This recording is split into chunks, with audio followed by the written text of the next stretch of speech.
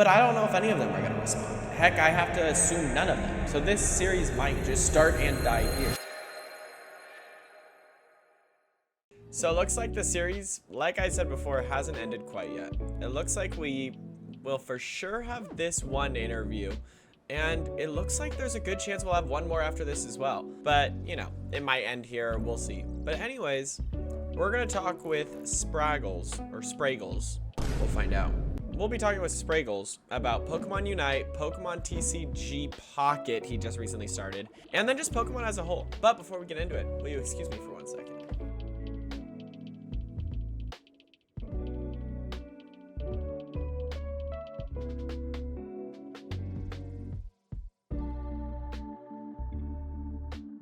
So Spragels, he's had an interesting kind of Pokemon experience, starting as a content creator, really into Pokemon Unite when it first came out, MOBAs, all of the things, and then kind of jumping into Pokemon TCG Pocket, kind of getting honestly angered, and it was almost a rage quit out of Pokemon Unite from an outside perspective. But I'm really excited and curious to figure out why he made that change, but why he stuck with Pokemon as a whole. I think that's what's really interesting, is when we start to figure out why is this franchise such a big thing, such a huge thing, why is it the highest grossing franchise in the world, it starts with the fact that when people leave games, they don't leave the franchise. They leave the game and try something new. And I think that's kind of what we can start to discover and figure out as we go into this. So looks like we'll jump right into it. I am here with Spragels. Spragels,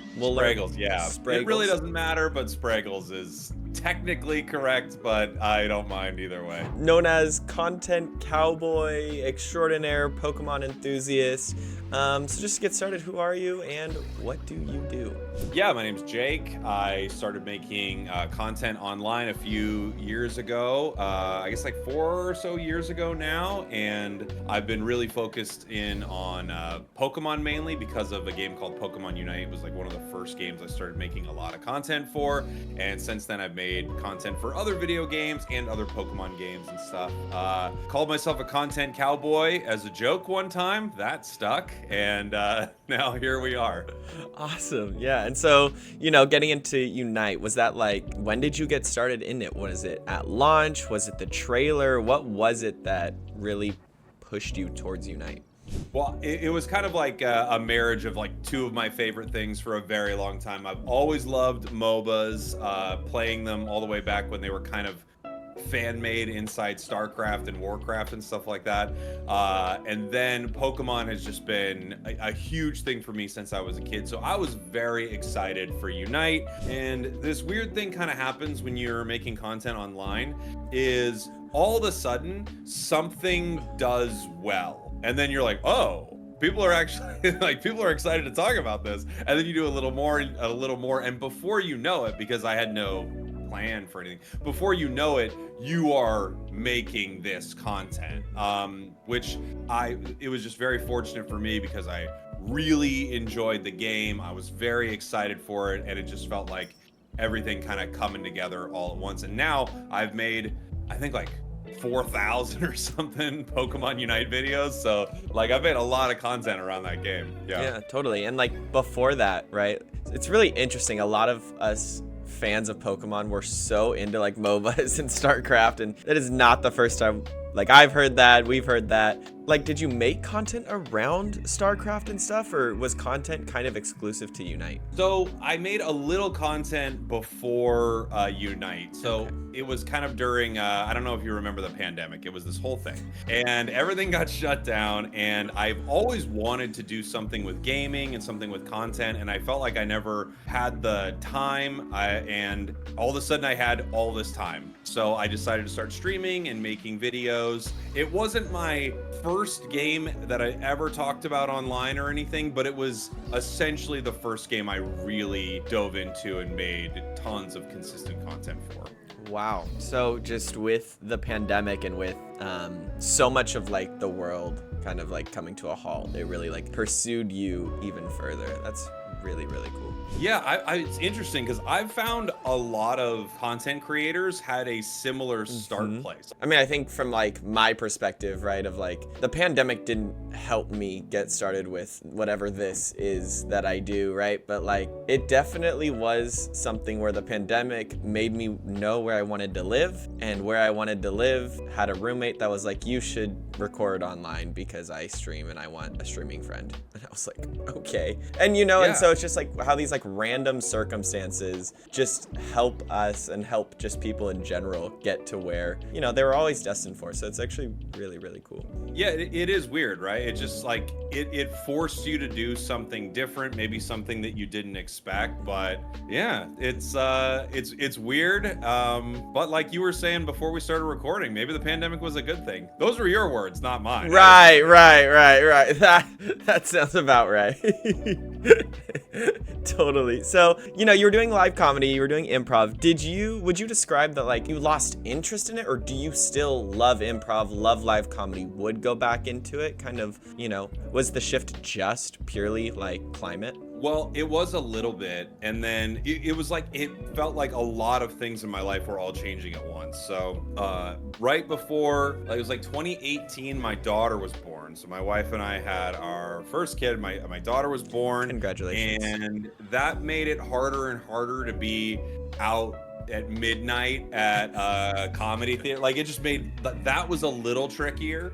And then everything getting shut down, it's weird because all of a sudden when things started opening back up, like I still would perform and stuff like that, and from time to time I will still go and do a show, but it definitely changed its priority. It almost feels like when I look at it now, it's not that it's completely gone or anything like that. And I still have so much love for it and all the people I got to perform with. It's just like one of the best things I've ever done. But it almost feels like I went to college or something like that. And it's like, it's not that I don't have any of that and I don't have any of those connections and I don't care about it, but it's almost like that was a chapter in my life. And without me knowing it, I was moving into a new chapter. Totally. I love that like analogy of like moving from another chapter. Kind of in your most recent content and in some recent update videos, you know, you've mentioned that we're kind of losing interest in Unite, right? And kind of going into that a little bit, I think the exact words were AFK players, griefing, and the state of matchmaking, right? It was like the three that I kind of pulled away from that up video. Do you still feel that way? Kind of what led you to feel that? Kind of before answering that as well, for the people that don't know Unite, why are those things such a challenge for me? Yeah, so Unite is a team-based game. It's 5 players versus 5 players. And this is true of all games in this genre. Like, this genre is very toxic. I try to not be toxic inside of it, but I do feel like there's something about this genre that just makes you mad, not at the enemy team, but at your own team. At some point, the fan base kind of turns on the game. This isn't unique of Pokemon Unite.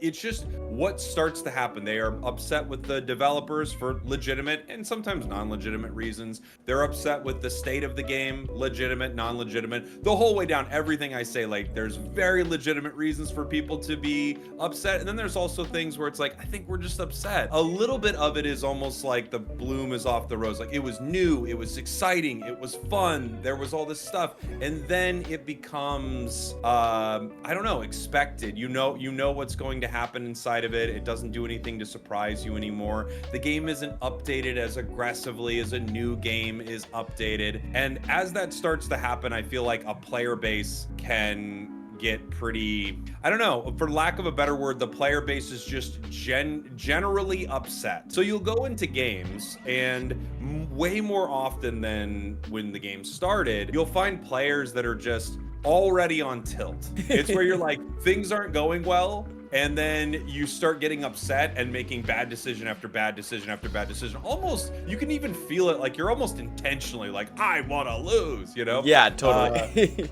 So what will happen is a player will be upset by oftentimes a very minor thing inside of a match, and they will decide they don't care about winning anymore. In fact, they would rather lose and try to ruin it for their team. So that's like a griefing player on your team would do something like that. Or they will just close the game. They'll go AFK in base, and that means they're gone. You're down a team. It's almost impossible to win a game, a 5 versus 5 game, when you're down an important member of your team. So I've noticed that was happening more and more. And unfortunately, there's no good system in place in the game to actually deal with players like this. It's just kind of decaying a little bit, and their mental state decaying along with it. It's weird because after I made that video, it feels like for the first time in forever, shout out to Frozen, for the first time in forever, they actually started really focusing on our game again. It's kind of a weird switch. I didn't expect it entirely. Throughout all the years of Unite, we just hit our 4-year anniversary for Unite. Year 1 was massive excitement. At the end of year 1, they brought out like a new map, and they brought Mew into the game, like a fan favorite Pokemon, like crazy excitement. Year 2, very exciting. They bring Mewtwo in like at the 2nd anniversary. And then we have this like really unfortunate year 3 for our game, where it feels like they don't spend much time working on our game at all. Like if you look at the difference between Pokemon released into the game, sort of the characters that you would play, if you take a look at updates, modes, anything like that, we went into an insane drought, and it started to become really difficult as a fan of the game and as a content creator to justify spending so much time on a game that it felt like the developers, I wouldn't even say it felt like it, clearly the developers were not putting in the energy to this game.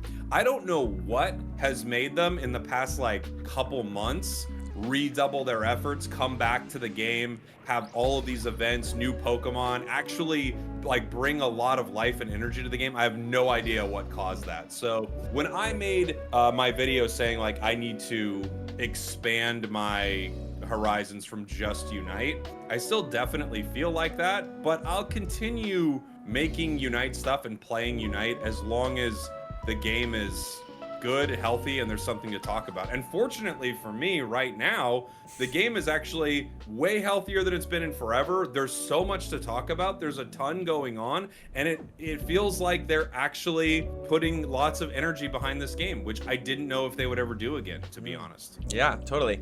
I think that's something that's so interesting is, as a Pokemon enjoyer myself and some other people, right? Like we watch the presents right away, Pacific time, 6 a.m. We get up, we set our alarm, we watch them, right? And so often it's like new TCG cards. Now there's new ZA content and Gen 10 kind of teasers, and now a Netflix show and a Netflix movie and so much different stuff. And Cafe Mix is constantly getting updates for who knows why, and Sleep is getting updates for who knows why. So it is really interesting to hear that and to be like, yeah, actually, I don't think I've seen Unite on a present until the most recent one, when I think there was like a new mode or something like that coming to the game or something like that. They had a new mode that dropped like with the presents. Okay. Like, wow, they actually are timing this with the presents. They have new Pokemon. They have animations around it. There's like a ton of stuff to log in and get right now for new and like consistent players.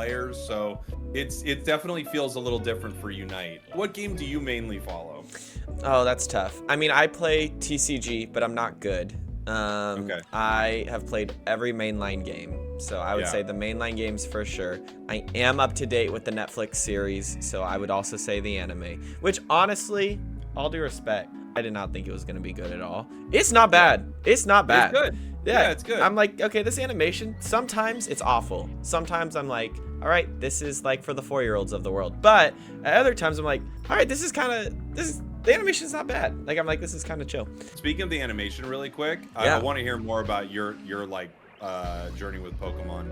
But I do think Concierge, I know it's like chill and like there's nothing going on. I honestly think it's one of the best things they've done in forever. I kind of love Concierge. It's a delight. It's a totally different thing.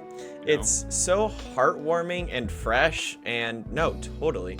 I have already pre-ordered ZA, excited for Gen 10. Like, so I would say mostly mainline games, VGC. I enjoy TCG for its like, I'd say strategic aspect of like how you can literally bring any one of 60 cards to a game and play and be viable just because you have your own strat. Whereas like other games like, you know, VGC, if you don't have the exact right Pokemon, you're probably just gonna lose like outright, and it's just like, well, sorry, you didn't plan. Like, you know what I mean? Totally. But yeah, I mean, my Pokemon journey, just real quick, I've just always been a fan. It's kind of just been it. Like, I grew up waking up Saturday morning to watch the cartoon since I was a kid. I played every new game. Isn't it funny when you're playing games as a kid and you look back on it and you're like, boy, I spent a lot of time not really playing I didn't do anything. Yeah, I was like, yeah.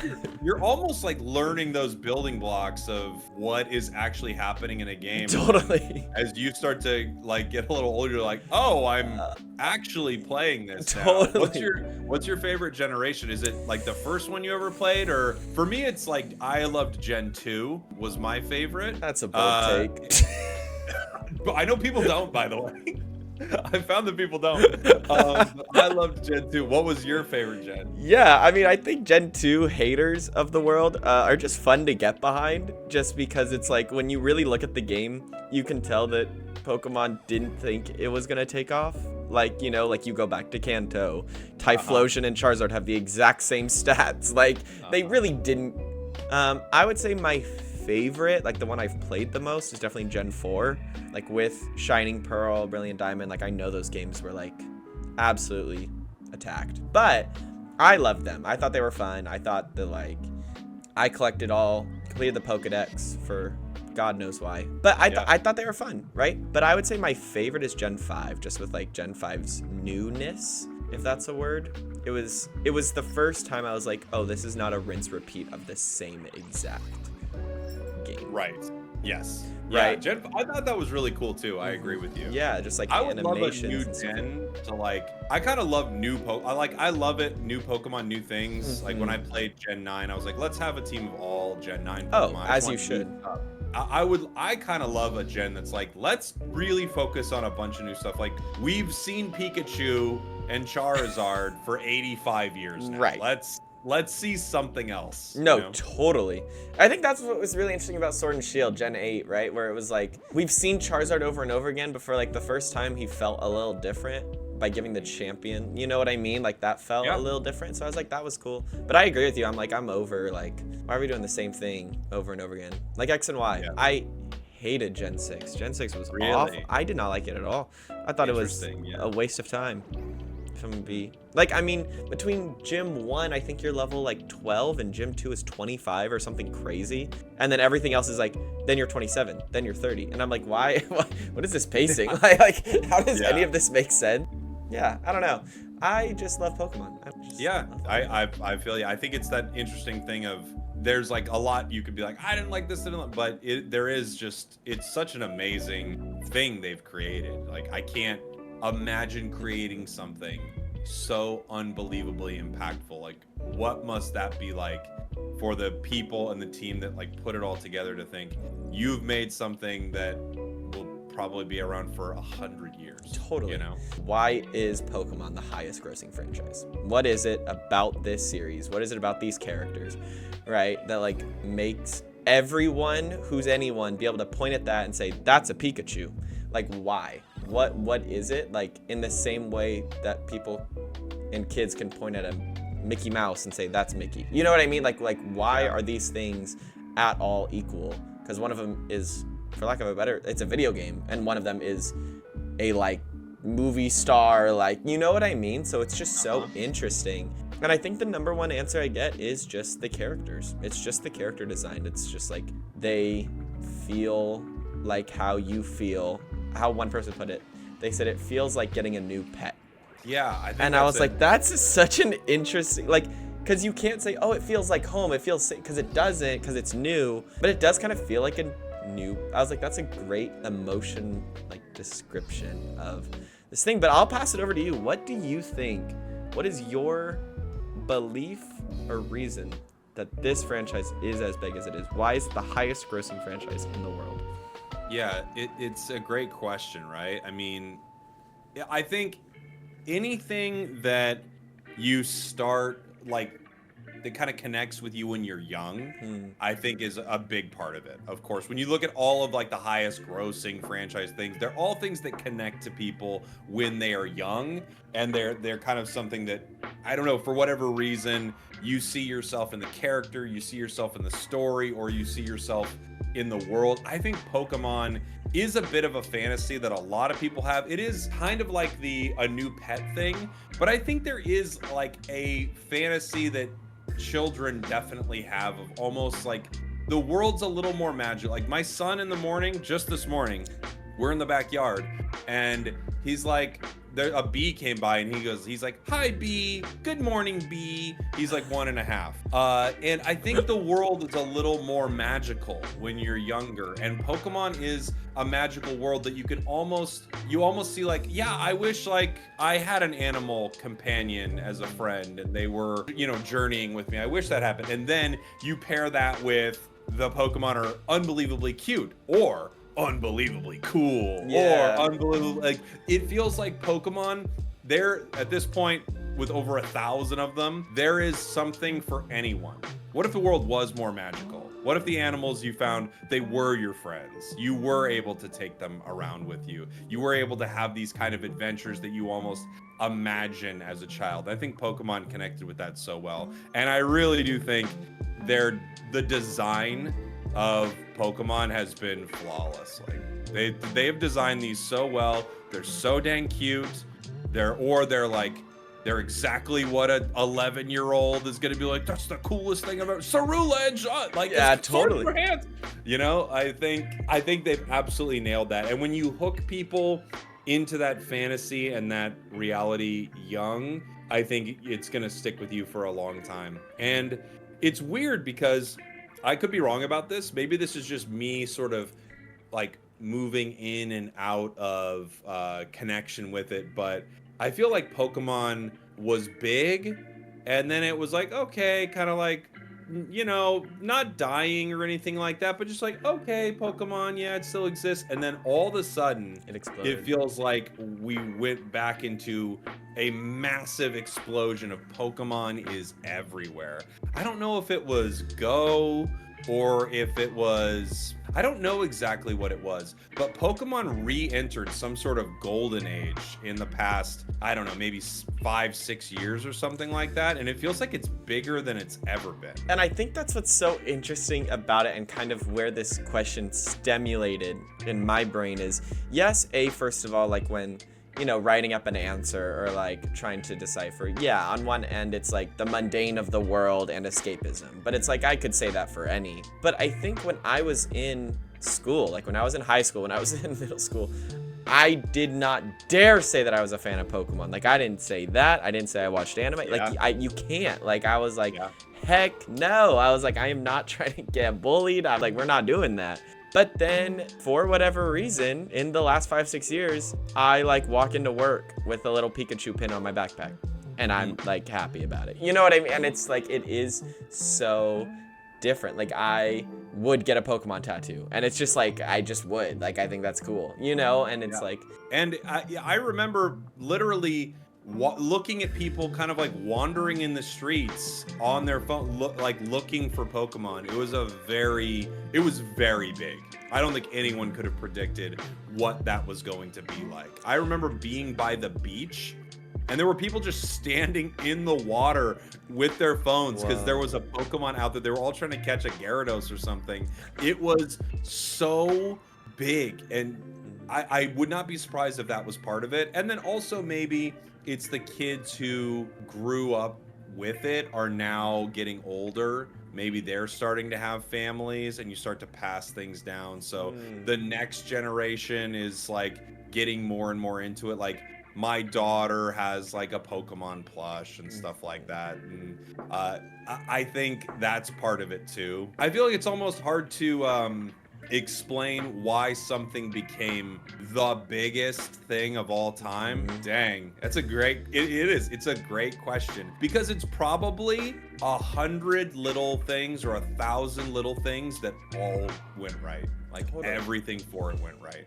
I think that's like exactly it, is like when trying to answer this question, right? There's a few options you can go, right? You could do some self-discovery. You can just try to figure it out. You can look on the limitless space of the internet. But then when you really get down to it, and kind of where I was at, was it's not so much of like the fans that have the answer, because I think it's more of like, as a fan, I'm just like, oh, I'm going to Worlds because I like the game. Like, that's why I'm doing what I'm doing, right? It's not necessarily, oh, because it's a massive franchise, but it's the people of the world who found this franchise, took it, and it's the content creators that were like, I'm gonna make this the hardest possible video game made for 5-year-olds and make a Nuzlocke. And it's the people that stream it every single day, or at least 5 times a week, or 40 hours a week, whatever you want to say, captivate an audience first and foremost, which is insane, and we'll kind of get into that a little bit. But it's also like, I love this thing, I am making money off this thing now, but first and foremost, it was a passion.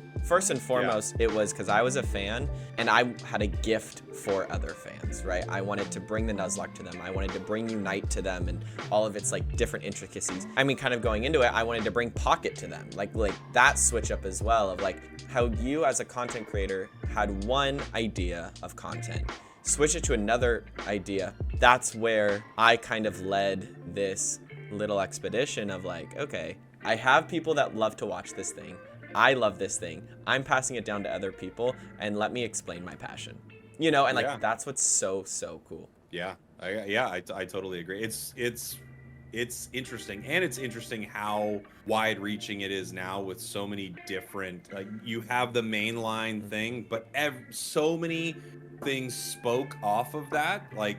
And you have people who are just like you talked about. Their focus is like, I'm making Nuzlocke. This is what I'm doing. And that's their way of enjoying this. And other people are like, I'm shiny hunting. That's their way of enjoying it. Someone else is like, I'm uber competitive. I'm trying to win the world championships at Pokemon Unite. There's so many different ways that people have like a connection and a fandom to this. It's pretty interesting. It really, really is. So kind of getting into like that competitive scene, did you ever, you know, back to your journey, did you ever take Unite to a competitive level? Did you know when it came out that it was going to go competitive, or were you always, you know, more casual? Well, one thing I know for sure is to be a player, especially of this game of Pokemon Unite, at a high level, you need to have extreme dedication to improving on it constantly, playing with a group of people who are also like that, and then you also kind of,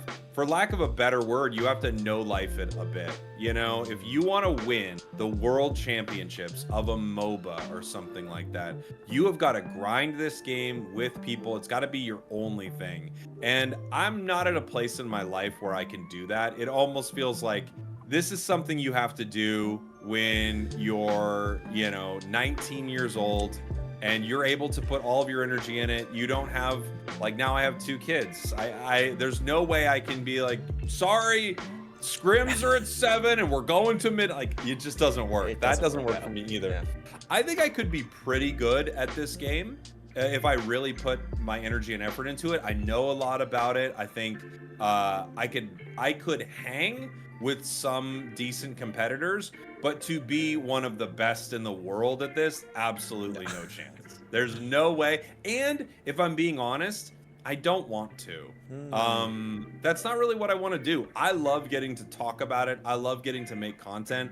I love my position in a game like this. I don't want to be that other thing. I'm trying to do something else. I don't want to take up any more of your time, and so we'll kind of close it down right now. You as a content creator and the fan base and stuff, would you recommend Pokemon Unite to people, to fans? Yes or no? Yeah, especially right now. It's actually one of the best times to play Unite in a long time. I absolutely would. If you would have probably asked me this question you know, 3-4 months ago or whatever it was, I would say, you know, I love this game, but they're just not putting a lot of energy into it. But they are actually putting a lot of energy and effort. There's a lot of cool stuff going on with it right now. One tough thing about entering a game that's been around for a long time is I do feel like it can be a bit overwhelming. I think that with like TCG in general, like I play a lot of Pocket, but I've played Pocket since its inception, and it's, you know, I've moved through each new set and learning all the new things. It feels like jumping into VGC or jumping into TCG now. It's like, what have people been playing this game for 15 years or something? Like, I don't know how I'd ever compete. But Unite is still pretty new, and it is the most friendly MOBA that you could ever play. So yeah, again, a few months ago I might have said I don't know, but right now I actually think it's doing pretty good. Awesome. Well, thank you so much, Spragels. I'll definitely check out the game a lot more. And anyone out there, it is free to play. Download it, play it. Thank you so much for this discussion about, you know, Pokemon Unite, but also the Pokemon franchise as a whole. I think there was some really good insights as to, you know, why this thing has become an insane titan of a franchise. Thanks for having me, dude. Yeah, it's been fun. Of course. So with that, is there anything else you want to add before we sign off here? I think you have a great question in front of you. I don't know if anyone's going to be able to really pin down. It's probably not one answer. It's probably all of these answers together. And then when you peel back, that is the mosaic of why this is so big. And so that was everything that Spragels had to offer. I think it's very interesting that he wanted to hear a little bit of my story, but which is wholesome. Not something I expected. I'm such a small creator, but I love that. I will be seeing him at Worlds. I will be at Worlds in the next couple of weeks whenever this video comes out, and so I'm excited to meet him in person, and I'm excited to be at Worlds and start to uncover this more. I've been toying with the idea of doing kind of like a vlog of Worlds while doing random interviews, and I think I might do it. Let me know in the comments if you'd want to see that, if that sounds interesting to you, but I think regardless I will do it. Yeah, I'll just do some random vlogs. I'll just see like, hey, why is this franchise one of the highest grossing franchises in the world? And maybe we'll get an answer. So cool. With all of that, I might never get an answer, but the fact that we can hypothesize, we can dig, and we can just guess is so much fun. News journalists of the world, and the people that are trying to figure out some like dirt on people, it's never been my thing. It's just the storytelling that I think is so fun. And so yeah, I think I'll continue this story because this story is cool and it's fascinating, and might not get an answer, but heck, we'll keep digging. And so with that, bye-bye.